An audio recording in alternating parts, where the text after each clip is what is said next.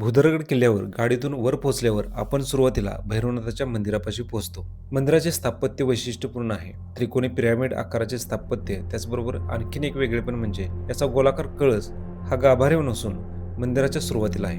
या मंदिराचे बांधकाम वेगवेगळ्या काळात झाल्याचे दिसून येते. हे एक उत्तराभिमुख मंदिर असून त्याच्या संरक्षण भिंतीस पूर्वेस व उत्तरेस प्रवेशद्वार आहे. प्रवेशद्वारासमोर दीपमाळी बांधलेली आहेत. मंदिराभोवती असलेल्या संरक्षण भिंतीचे अर्ध्यापर्यंतचे जुने बांधकाम व त्यावर नवीन बांधकाम केल्याचे दिसून येते.